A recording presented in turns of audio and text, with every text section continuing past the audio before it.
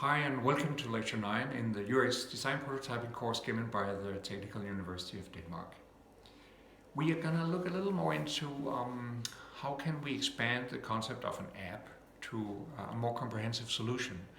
So in terms of healthcare saying, there's of course something like the diagnostics part, but that could also be, which would correspond to what we have spoken about earlier with the research kit, lots of ways of prototyping this, picking little elements which we can just use, whether these are like pure tone audiometry in hearing care or survey modules or something like this. Don't need to reinvent the wheel here, we can pick these up. But there might also be some other stuff we can pick up. So this other icon here is the health kit, which is actually a lot of data which is available on the phone. It could be generated by the phone as such, like accelerometer, motion data, context data, where are people, how much are they moving around, their heart rate or something like this. And then also say maybe that could even be combined into a more comprehensive solution where you could have something like the care kit, which is again like templates for how do we present this complete solution.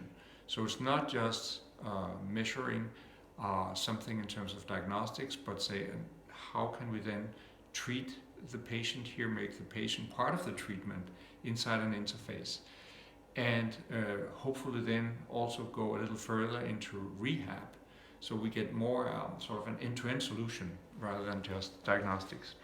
So again, to exemplify what we had in research kit, like the middle icon here, last time was this pure tone audiometry, and we could also combine it with all the little questions here which has to do with how do we adapt settings and stuff like this, which could be done in a survey.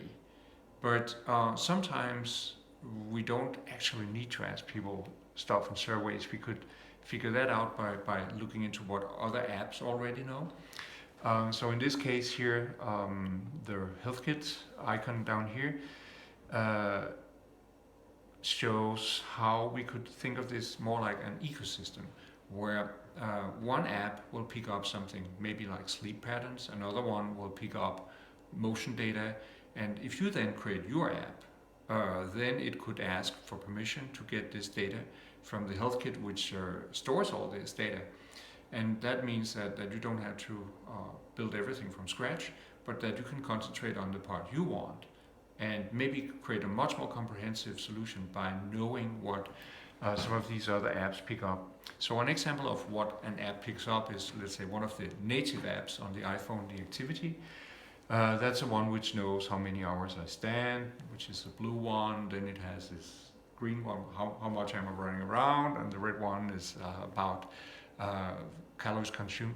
But you could also look at it as a little graph, as you maybe can see down at the bottom, when during the day, in the morning, the noon, afternoon, evening, is the activity concentrated. So it actually shows a lot more about activity patterns. So instead of asking people about their activity in a survey, you could easily do this here. Same thing with some of the more advanced measures, like let's say heart rate. That's something which is a little tricky to do because it's very power consuming if the heart rate monitor needs to go in and do this. So this is something it does when you actually exercise. Then you put the watch into active mode. And that means then it will measure every 10 seconds or something like this, what is the heart rate, to get more accurate measure. Whereas later in the day when you don't do anything as such, then it will just measure every 10 minutes. And that means if you want something like a heart rate and you don't want to go exercising, then you could clearly trick the app into say go into active mode and then do these measurements for a short period, not to waste all the battery, but then even something as simple as the watch and these measurements would maybe enable you to create complex stuff like heart rate variability if measured over longer periods. So the care kit, which is like the third one in addition to the research kit and the health kit, the care kit is the one which goes in and says, I have some templates for presenting these as screens where you can have like a prototype for how can I visualize these things and make them actionable. So in this case here, there's a care card for a patient.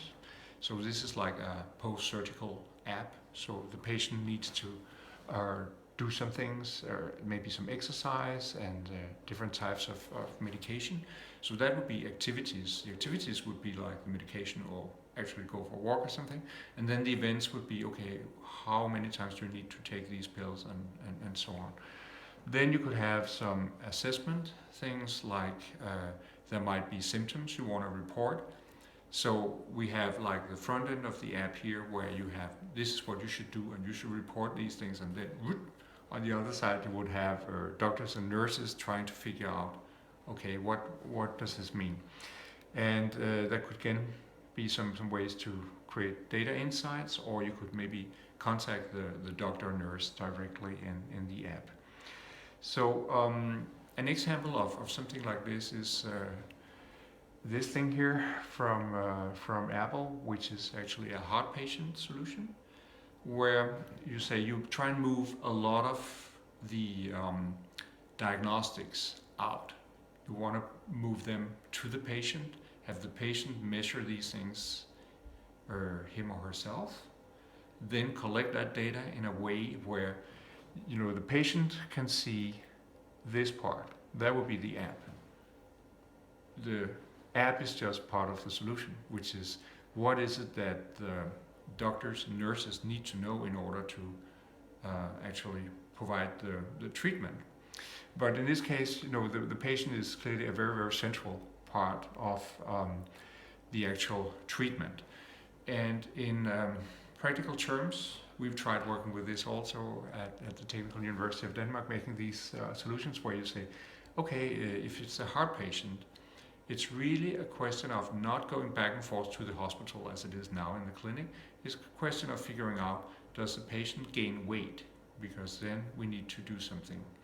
Maybe it would also be something with, let's say, measuring blood pressure.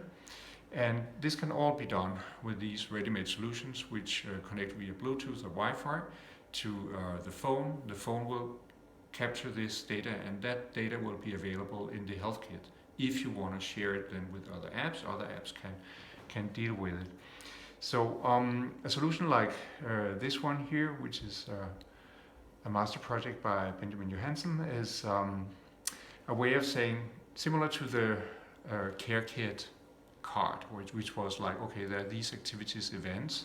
This is more like a timeline. So you get up in the morning, you step on the weight, you figure out if you've gained weight, and there will be these other let's say, points of actions during the day for medication or contacting the medical staff or something like this.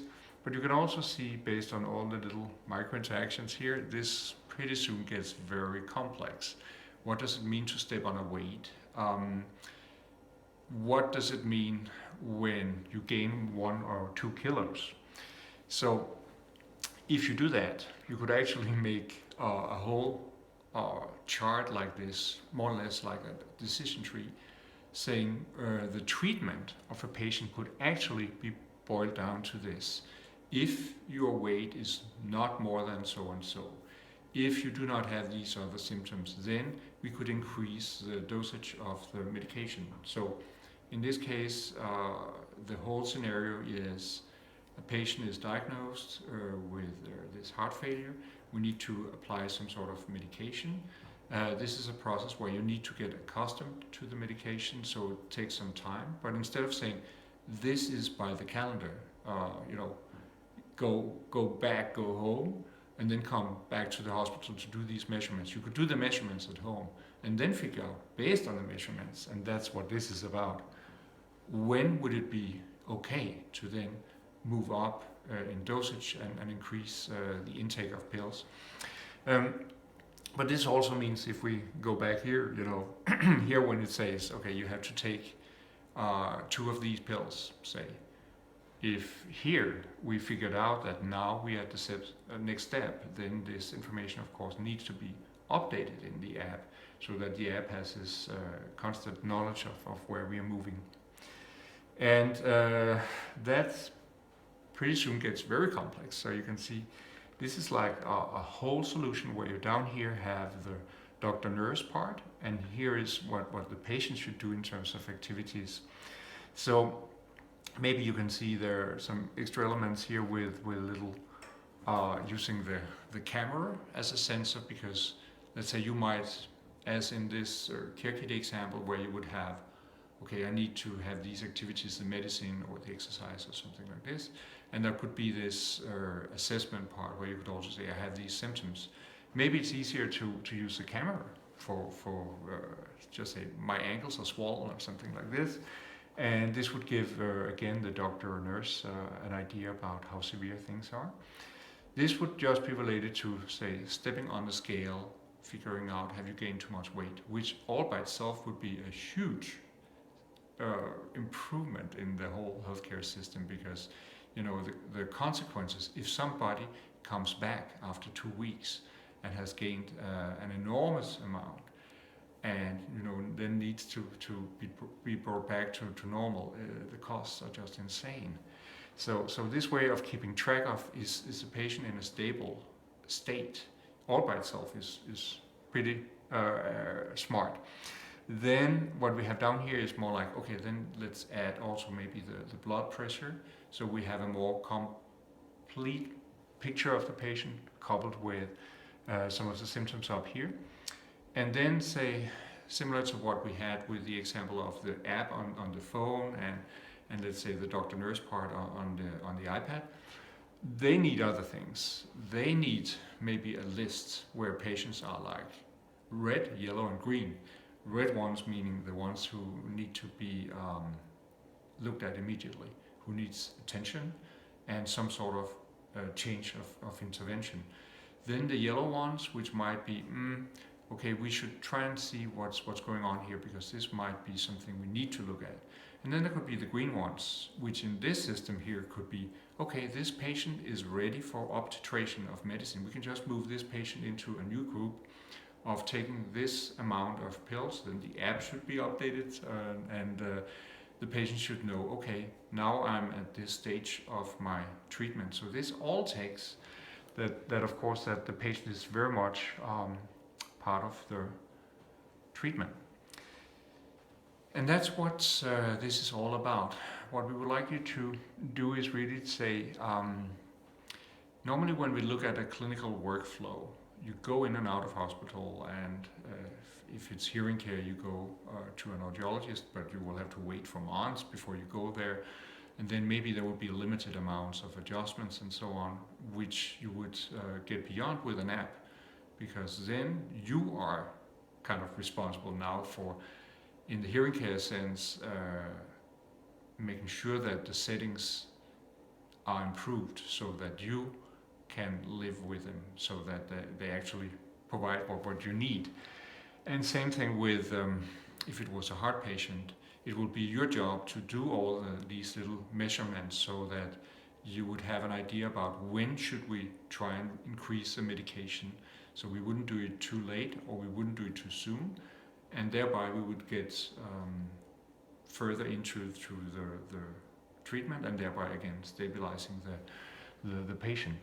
So try and look at this and say, okay, instead of thinking of it as it is right now, essentially any of these workflows in a clinical sense is a question of diagnostics. We need to figure out, we need to measure some things.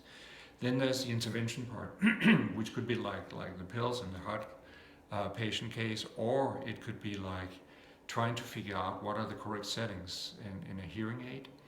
And then there would be these rehab things, which could have to do with exercise, or maybe becoming better at using your hearing aid, or improving your cognitive skills, or figuring out using some of the memory things from the research kit we had earlier. There could be cognitive memory tests showing how much of your working memory is now set free for actually working memory tasks and not being occupied with trying to figure out what people are saying. So these types of rehab things where people can actually be part of the treatment and feel that there is a progress, and that life is getting better.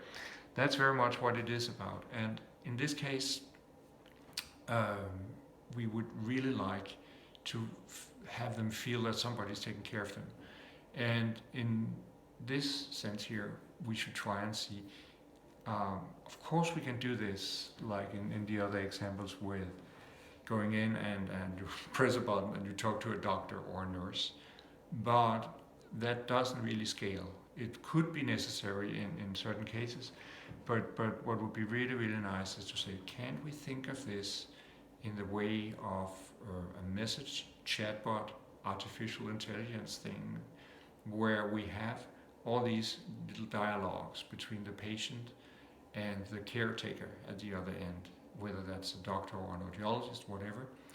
And then this little bot would also know the settings of the hearing aid, or it would know the latest measurements from, let's say, a heart rate patient. So it would know what all these little things are. And based on that, it could provide the next step. And if it would be in doubt, it wouldn't say, okay, I think you should just do this. Of course not. This is healthcare, right? So you would say, this is all advice. This is a way of trying to make people empowered, trying to make them part of the treatment. But the moment when there's something they're really in doubt about, of course, they should have access to an audiologist or a doctor to try and help them. But first, try and see if we could make this into a more comprehensive solution, which would combine diagnostics with the interventions and really lead to some sort of rehab.